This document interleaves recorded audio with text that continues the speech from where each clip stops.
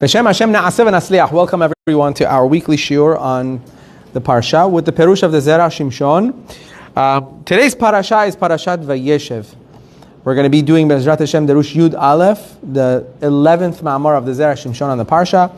This shiur is dedicated for the Refuah Shalem of Kol Chole Am Yisrael, especially Yosef ben Monabar, Yonatan Rafal ben Gladi Simcha, Revital Hayabat Gladi Simcha, Michael Levi ben Dina, Hava Chaya bat Neda, Atara bat Lili, and Chaya bat Sharona, and Yehuda ben Afarim, and Oshri ben Miriam, and Pari bat Mohtaram. Betoch Sha'ar Kol Chole Am Yisrael. May the zechut of the Zera Shimshon may melitz yosher and be given refuat nefesh v'daguf to Kol Chole Am Yisrael. It's dedicated for the zechut and le'ilui nishmat the Zera Shimshon, Rav Shimshon Chaim ben Nachman Michael Nachmani. May his zechut and his guarantee that he says in his introduction beautifully. I'll read it, some of it in English for you. I implore you with 10 expressions of supplication to choose to study those portions of these novel concepts, the Zera Shimshon, and find favor in their eyes. Then he says, I'm going to read the rest towards the end. The measure of reward is plentiful, and so too is peace from heaven for those who do so kindly and graciously. Your eyes shall see wise and intelligent children and grandchildren like olive shoots around your table. Your homes will be full of all that is good. Neither wealth nor honor will cease from your descendants until the fulfillment of they will see the glory of Hashem and the majesty of our God. And that is the guarantee of the Zera Shimshon for those that learn his Torah. That's just a part of his introduction. So he brings in the Ma'amar. The Gemara says, Sota Perek Kama, Sota first Perek, page Yud Amud Bet. It says, in the Gemara, in Sota, it discusses the episode between Yehuda and Tamar. Everybody knows the famous episode between Yehuda and Tamar. Tamar was Yehuda's daughter-in-law. Yehuda being one of the main Shevatim. And we're not going to go in so much great detail about the story of Tamar and Yehuda, but Tamar, in a way, I don't want to use the word tricked, because this was not about trickery. Tamar was a big tzaddiket, a very big tzaddiket. But she made it so that Yehuda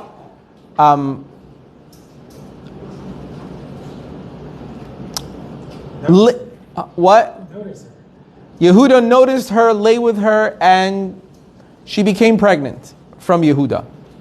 None of this there's nothing wrong with it halachically. That's a discussion for another time. But yet, he still did not know that it was Tamar. 3 months pass, and they come to Yehuda and they say, listen, Tamar Zanta, Tamar has become a zonah, she's pregnant. She must have been with somebody. She wasn't allowed to be with anybody else. So he says, okay, burn her. If she's chayav mitah, if she is to be killed, then kill her. That's the law of the land. This is a law of the land that Yehuda himself had put in place.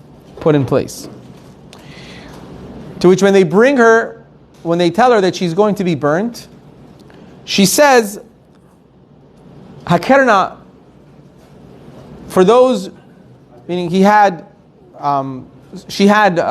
certain items that belonged to Yehuda that she had gotten from him at the first meeting as collateral.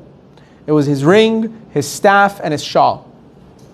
So she says to the people, whoever these things belong to, that's the father of the baby. So they go to Yehuda.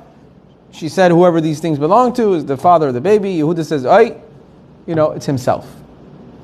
So Yehuda had a choice to make over here. A very difficult choice. Does he say, I don't know what you're talking about. Oh, what is it? It's a staff. I don't care. Whatever. Just burn her. And the story would have been done. No embarrassment for Yehuda at all. Or he could come clean. What did Yehuda choose to do? Not only did he come clean, he pretty much came clean publicly. It was known to his friends, family, whoever was there. And he said the famous words that he spoke, Tzadka mimeni. She is right. She's got me. You know? That's what the Gemara in Sotah discusses.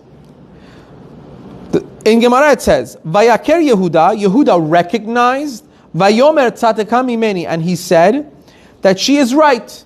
It is from me. Hainu dama Rav Chanan bar Bizna.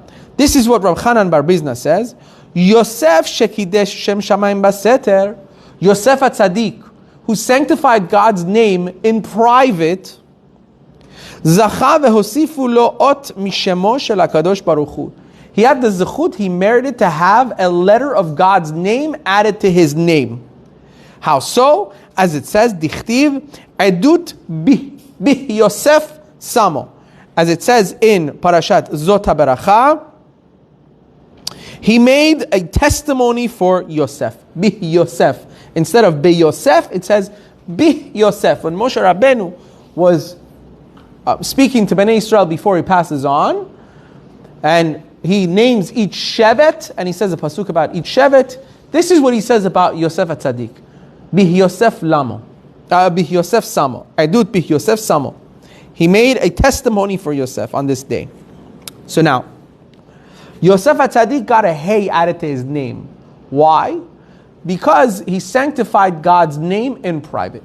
When did Yosef HaTzadik sanctify God's name in private? Right.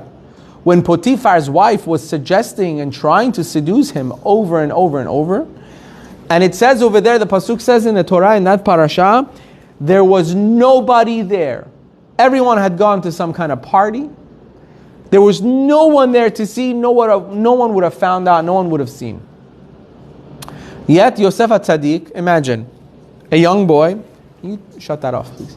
A young boy, as far as he knows, abandoned by his entire family, not wanted by anybody, no one's searching for him. He is a slave in the most rotten place in the world, in Egypt. He's as good as dead. Yet he does not succumb to his physical needs, where the Gemara says quite clearly, the Gemara says that Potiphar's wife was extremely beautiful. Extremely beautiful. But he still did not give in. He would not. But it was in private. So it says, when Yosef HaTzadik did not succumb to the suggestion of Potiphar's wife to lay with her, and he was not seduced by this seductress, a hey got added to his name in that zechut. Then it says, Yehuda shekidesh shem shamayim befarhesia. However, when Yehuda sanctified God's name in public, it wasn't in private. Zacha v'nigra kulo al shemo shel HaKadosh Baruch Hu. He merited that his entire name is named after Hashem. Yehuda has the entirety of Hashem's name, Yud K Vav K, is inside the name Yehuda. Because he publicized the sanctification of God's name, his entire name is named after Hashem. Has Hashem's entire name in it. Where Yosef HaTzadik, when he did it in private, he only got a hey. Didn't he have it before Yehuda? What do we say about questions? Hold your questions. Hold your questions. I'm just gonna second. Okay. So now, Kasher, he says there's a difficulty here. Zera Shimshon says there's something of a difficulty here. Because by Yosef HaTzadik, you could say that he merited a hey in his name. He merited a part of Hashem's name in his name. Because after he did this good act, this righteous act, and he resisted the advances of Potiphar's wife, Nitan lo secharo, he was rewarded with the extra letter in his name. Aval Yehuda Karu oto ken be'et leda. But Yehuda was not the same. His name was given to him at birth. I can't believe no one thought of that, by the way. This is a very simple question. I'm kidding. Oh, you guys are hilarious. Yehuda was born and he was named Yehuda at birth. So how could the Gemara say, because Yehuda sanctified God's name in public, he was zocheh, he merited having God's name in his name? What do you mean? He was named that when he was born, before any decision-making powers. Before he made any decisions to whether to come clean or not. Yosef, on the other hand, Yosef HaTzadik, no. That you could say he merited it because what? He sanctified God's name. Whether public or not, he sanctified God's name. That's how he got a hey added to his name later. Sorry, what did his name become then when the hey got added? So at the end of the Torah, right? So in the end of the Torah, in Parshat Zot HaBaracha, he's referred to as Bih Yosef, Yehosef. When Moshe refers to him as Vayeshev. Yes, when Moshe Rabbeinu refers to him, yes. We refer to all the tzaddikim, patriarchs and matriarchs by their titles. Moshe Rabbeinu. Which is a question in itself, I feel like. Because we never refer to Yosef as Vayeshev, nor do we talk about how he got a hey added to his name. Right. So it's kind of going to be addressed. It's going to be addressed here.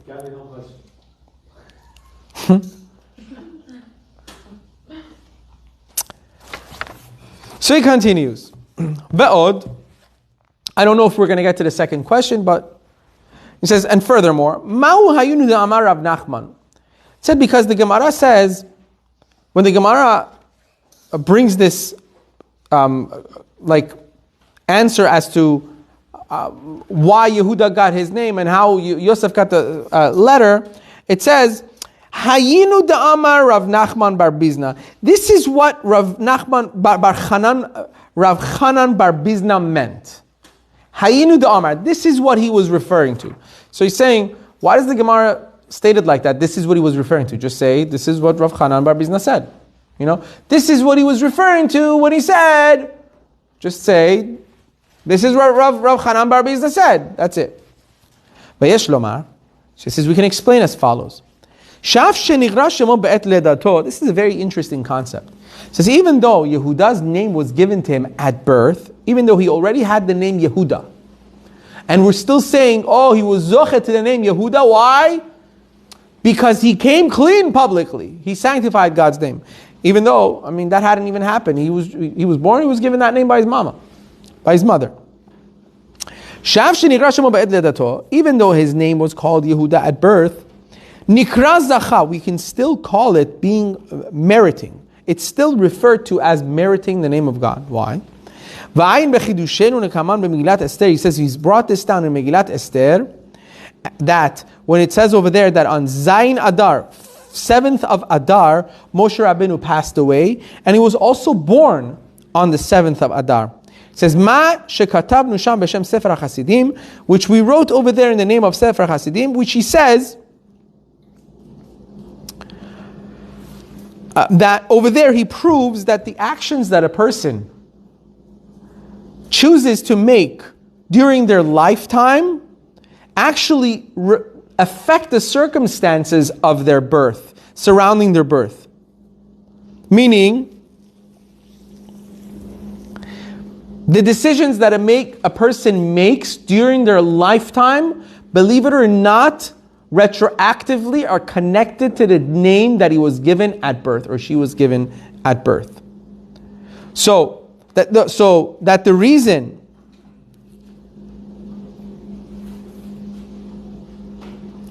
so basically what he's saying, that the future actions, in a way, the future actions, good deeds of a person are, so to speak, predestined at birth.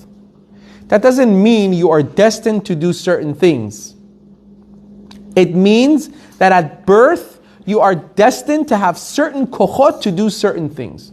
You have it within you to do them. It's still going to be your choice, your option to do those things or not. But when you do them, it counts as a zechut. And retroactively it says, and that's why his name was called so-and-so. Even though he was called that already.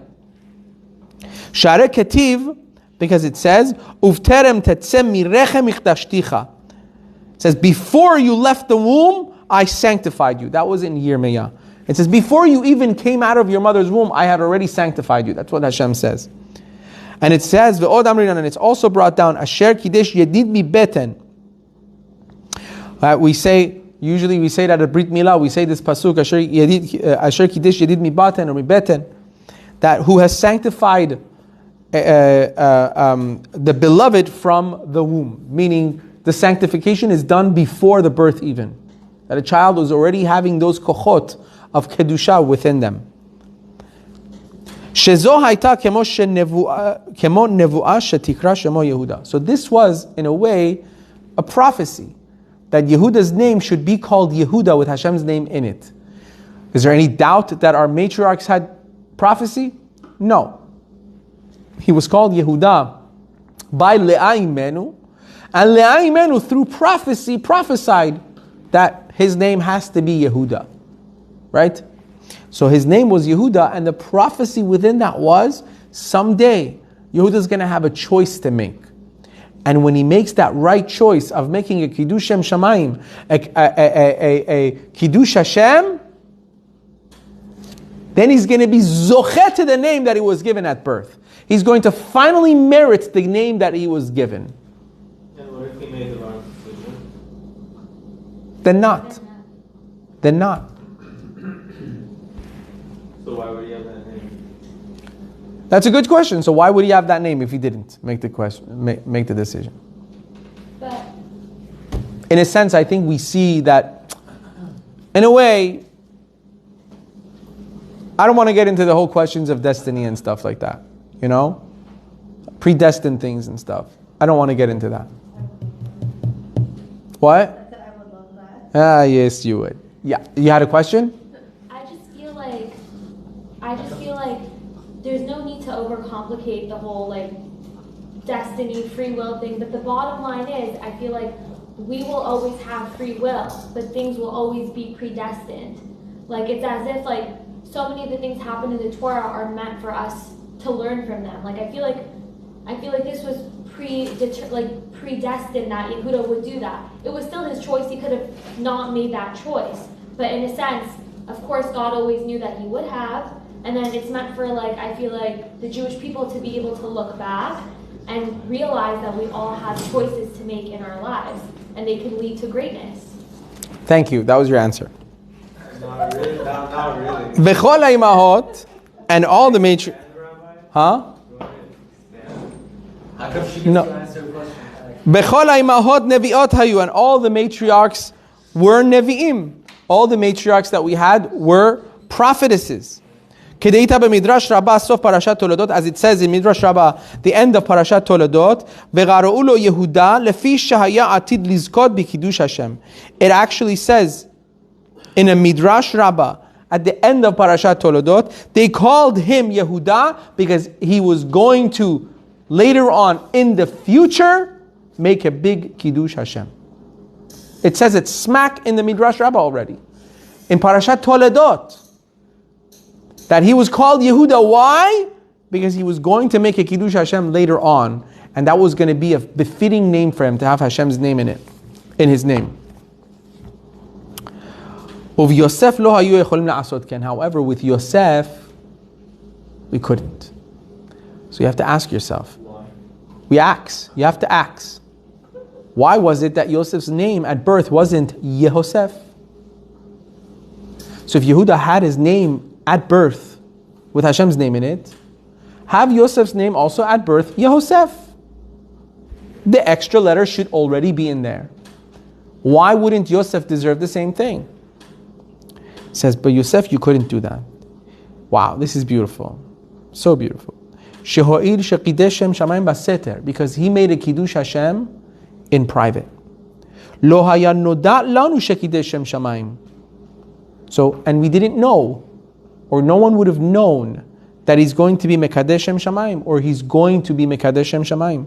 Because if something's happening privately, no one's going to know about it. Right? Therefore, if the letter Hey would not be added to his name later on, no one would ever ask, why was a Hey added to Yosef's name? for us to research the answer and go, oh, because he made a Kiddush Shem Shamayim, because he made a Kiddush Shem Shamayim in private, Hey got added to his name. If he was always Yehosef, we would have never known that he's done something extra and he received something extra because of it. Because it wasn't publicized. It wasn't something public. It was totally in private. Therefore, HaKadosh Baruch Hu made it so that an extra Hey is getting added later on in the Torah to Yosef's name for us to say, you know why this Hey got added? Because of the Kiddush Shem Shamayim that Yosef HaTzadik made in Potiphar's home. You understand? Yehuda's name was Yehuda because it was a public thing. It's straight in the Torah. It says, it was public and everybody knew about it. So okay, he's Yehuda. You know why he's Yehuda? Because he stands for truth and he was Mekadesh Shem Shamayim in public. Yosef HaTzadik, it wasn't a private thing. No one else knew about it except Yosef. Or at least he thought. This is what we're going to talk about today.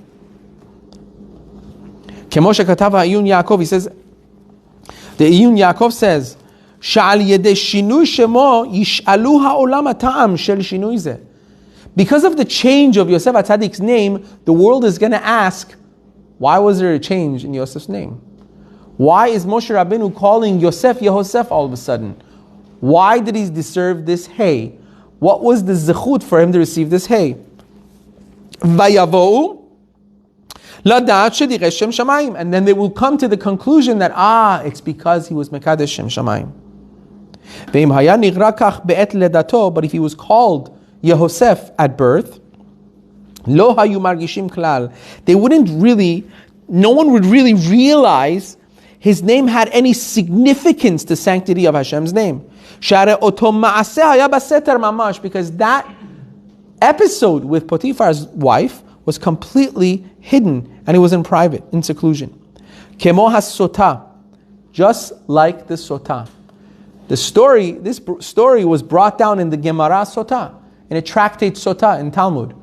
What does the tractate Sota talk about? A woman that is called a Sota. What was a Sota? A Sota was a woman that was found in seclusion with another man. A married woman that was found in seclusion with another man after being warned by her husband not to be found with this man in seclusion. Never be in private with this man. Now, has she done anything with this man? We don't know. That's why she's called a Sota. You do not know if anything went on between her and this other man. There's a question here. Dichtiv ba, the pasuk says about the Sota, says, Venistera vehi nitma'a. She became secluded and might have become defiled. We don't know. She was secluded with this person, that we know. Did she really do anything, Asur? We don't know. Therefore, they would bring her to the Beit HaMikdash. They would interview her.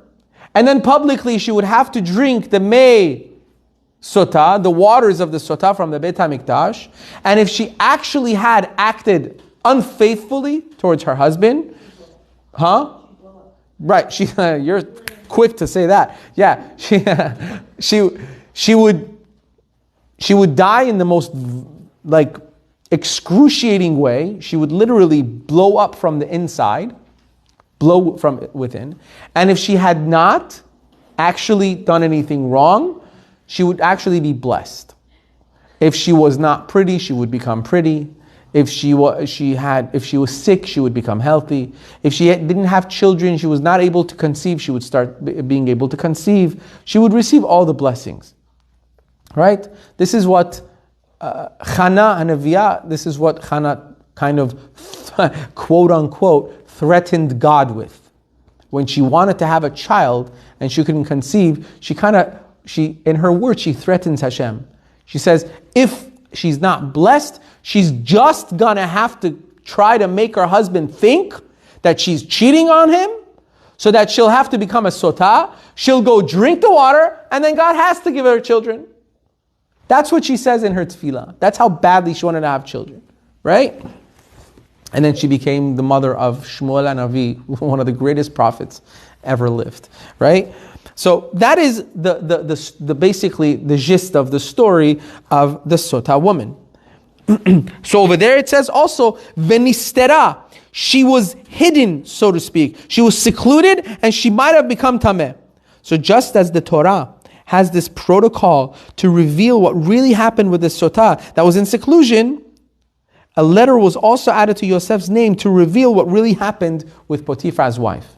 So the Sotah, how do you figure out what happened with the Sotah? Whether she really was defiled or not? She has to come and drink the waters, so that people will know really what went on. So that if she's innocent, her husband will know she's innocent. She'll be loved by her husband again. She'll be loved by the community again. No one's going to be like, oh, it's her. No, it's going to come clear. Everyone's going to know exactly what happened. So that she's innocent, everyone's going to know she's innocent. And she's going to be blessed for all the embarrassment she went through. Right? So Yosef HaTzadik was also kind of like a Sotah. He was in seclusion with this woman. Everyone's going to be wondering, what happened? So HaKadosh Baruch Hu added a hey. No one's going to ask any questions. Hashem added His name to Yosef HaTzadik.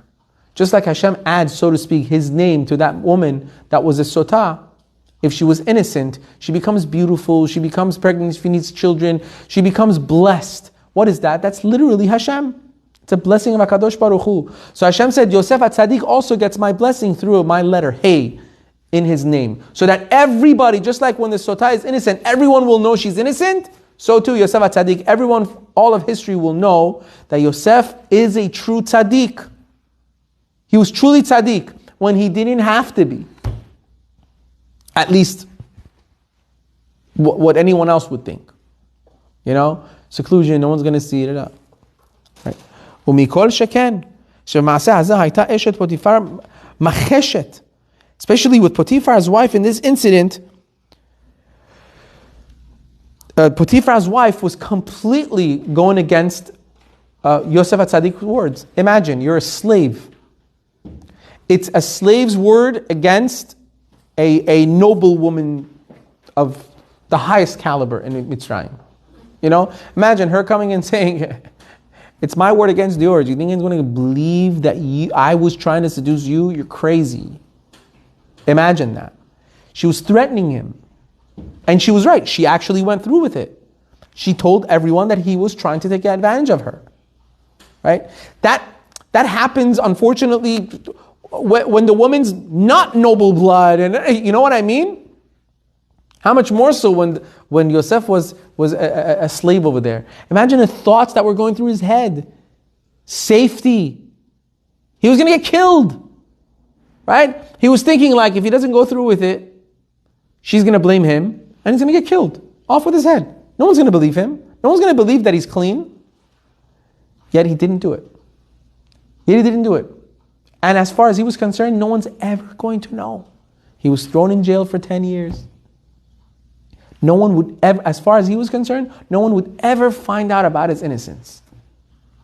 Imagine the Yosef HaTzadik's honor in Shamayim. Every time we repeat those words, right? Be Yosef Samo. In the parsha, when Yosef HaTzadik has a hey added to his name, the elevation Yosef HaTzadik's neshama gets each time when he says, yes, I was totally innocent, no one believed me. I was totally innocent and no one believed me. No one was there to watch, no one knew about it, no one saw, but I didn't do anything wrong. But no one would believe me. But there was someone watching. HaKadosh Baruch Hu is always watching. You know, Rav Victor Miller, Zechat Tzadik V'Kadosh Livracha, said something very beautiful. Said that he came from Slabotka, old Europe. You know what I mean? So he was saying that in his experience, he's like, I come from a place where the tzaddikim of that generation, the rabbis of that generation, the chachamim of that generation, he said, you would never even see them yawn. You wouldn't see one rabbi ever play with their beard or scratch their head. They were so perfectly put together. You would never catch a rav yawning even. They wouldn't bring themselves to such thing. Because that's such kavod. That's such class. Because they felt I'm a representation of HaKadosh Baruch Hu. If I represent the Kedusha, if I represent Hashem, how could I just open my mouth in public? I know to us it's a very distant idea. Like we're thinking like, okay, you're yawning. People pick their nose all the time. You know? It's like yawning. But to them it was a huge deal. And Rav Miller was saying, it was because they constantly felt HaKadosh Baruch Hu's presence in every moment of their life. You are being recorded every second. Hashem is watching every move. If Hashem was standing right before you and you're having a conversation right now, okay? Imagine Hashem, imagine he had a body for a second, Kav Yachol, Has v'Shalom, right? And he came down and he's like, hey, you know, Gabby, I want to speak to you for a second. Would you even sneeze? I don't care how many feathers go up your nose. You'd be like, you will hold it.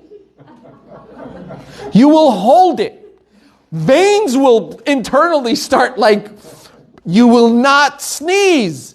Because it's God. You're standing in front of HaKadosh Baruch Hu, Melech Malcham Melech. How could you sneeze? How could you yawn? How could you raise your hand to scratch your head? Like you'd be shivering. That's how Chachamim felt at every moment of their lives. That's how Yosef HaTzadik felt. Those moments he felt, no one else is watching, but Kadosh Baruch Hu is always watching. He knows. Imagine going to jail afterwards and thinking to yourself, maybe he didn't know.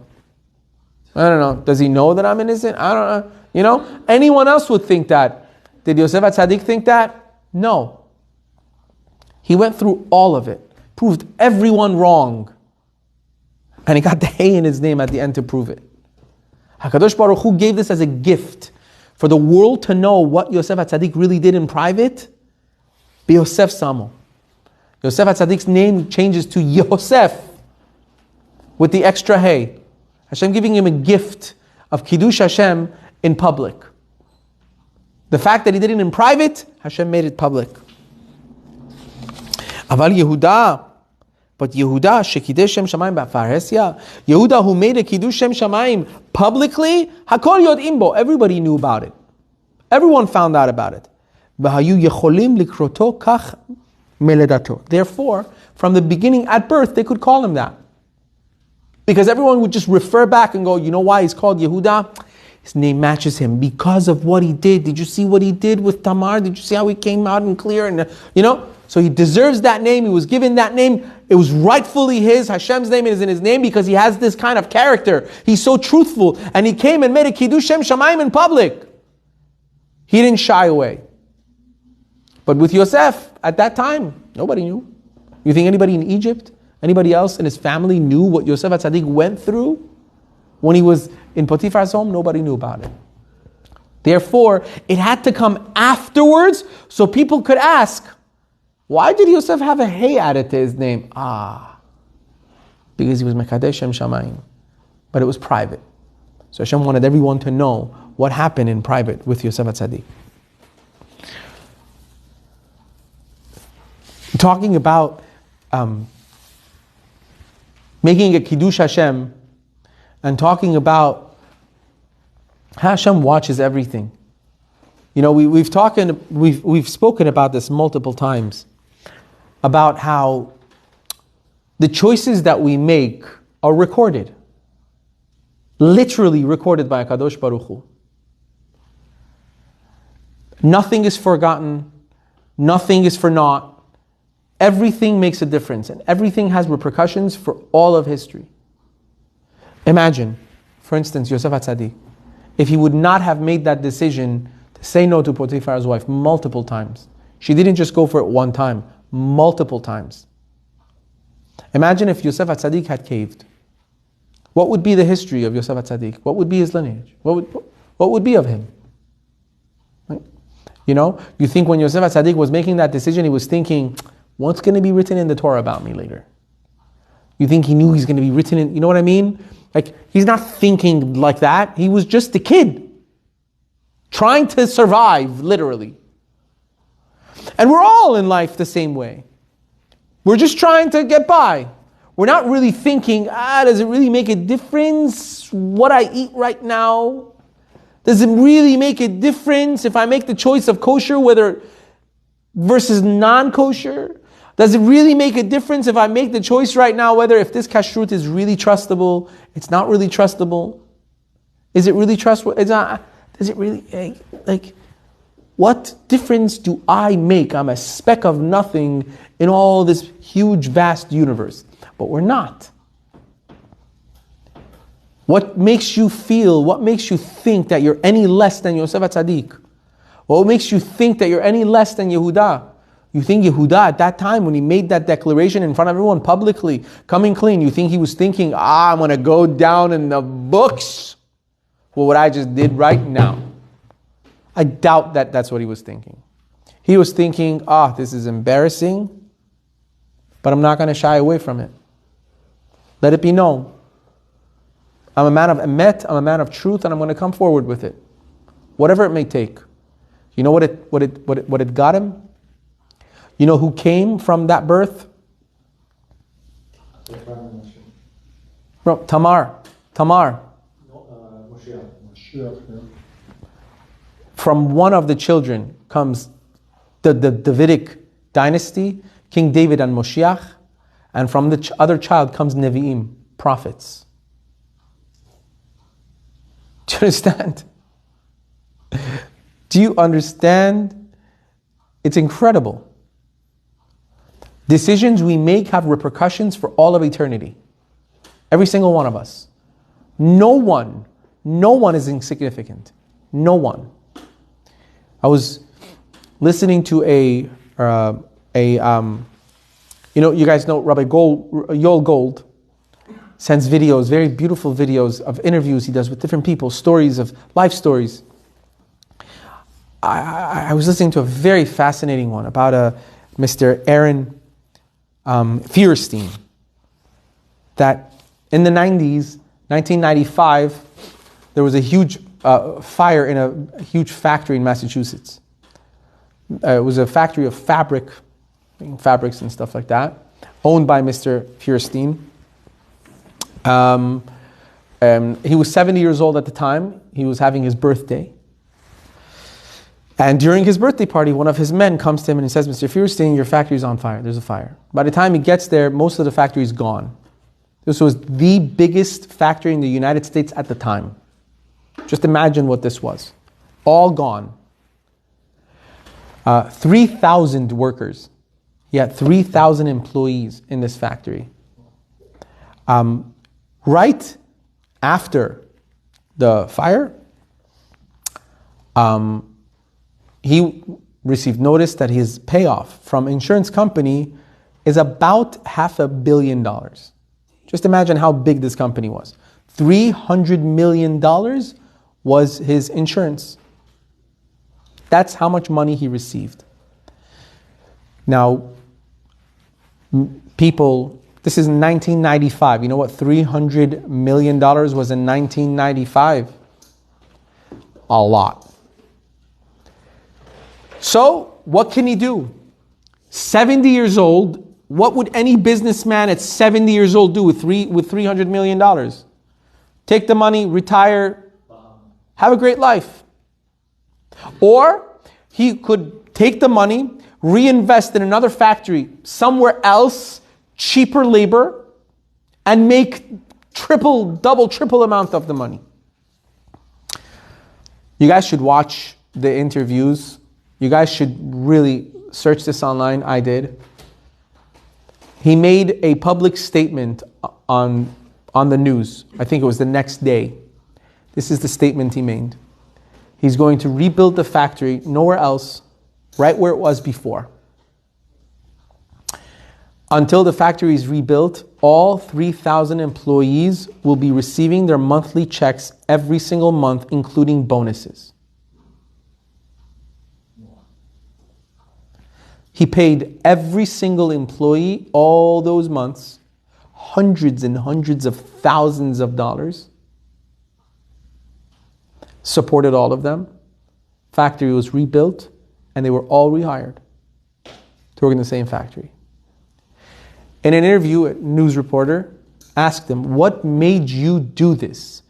basically what they're asking, if I may say so, what man in the right mind does what you just did?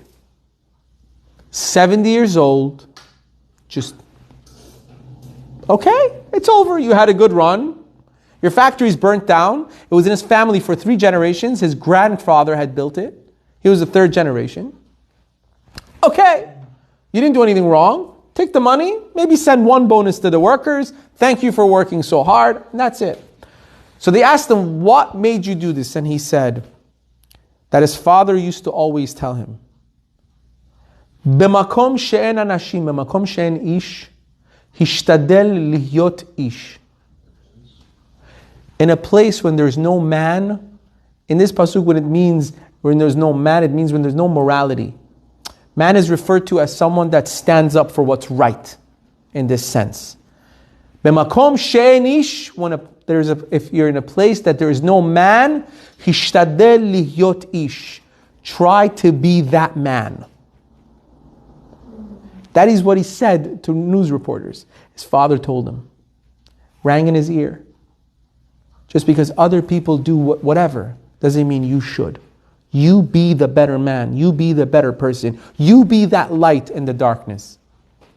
And I was just thinking about this passage. You could possibly define it a different way as well. That goes so well with Yosef HaTzadik. B'makom she'en ish, in a place when there is no one around. No one's there to see you. No one's there to see what decision you're about to make. No one's going to know what went down. Hishtadel lihyot ish. Be a man. Be moral. Be good. Even though there's no one around to see. Because if there is en ish, if there's no man, there's still HaKadosh Baruch Hu. He's always watching. You know what a huge Kiddush Hashem he made? The incredible, he was in a different interview, he was saying, the guy asked him, he said, you could have just, taken the money and just gone. And he very surprisingly, he said, and do what? Eat more? Buy another suit? So that what? What a Kiddush Hashem. That's how you sanctify Kadosh Baruch Hu's name in public. But I think it goes very well with Yosef HaTzadik also. This pasuk, b'makom she'en ish. Just remember, I really like the sound of when there's no one around, even when you don't see anyone around, still, lihyot ish, to still be that same straightforward person. Even though you don't know if anyone's watching. We have the famous story of Reuven with Yosef HaTzadik. Right? They threw Yosef HaTzadik in a well. Reuven suggested it. He said, don't kill him, throw him in a well. Threw him in a pit. And the Torah over there says, it was a ruse. It was a trick. Reuven was trying to tell them, to make them put him in a pit so that later he can come and grab him and take him back home. Right? The Torah attests to it. And it says, imagine if Reuven knew what the Torah is going to say about him. If he only knew that the Torah is going to attest to the fact of how kind-hearted he was being. He was trying to save Yosef HaTzadik's life. If he had known that such a thing would be written about him centuries later, thousands of years it's going to be read every single day, every Shabbat it's going to be read. You know what he would have done? He would have taken Yosef, put him on his shoulders and ran home. Forget about putting him in a pit. If only we knew how much every act that we do, how much it has an effect, it would change our decision making so much. We would make such different decisions in our lives. If at every moment we would think, I am being watched, and Hashem is with me every step of the way, even if it's going to seem very difficult, even if it seems very bleak, doesn't matter. The right decision needs to be made, and I'm going to make it, and Hashem's going to be with me. You never know. Because HaKadosh Baruch Hu records everything in Sfarim. Everything's recorded. You never know.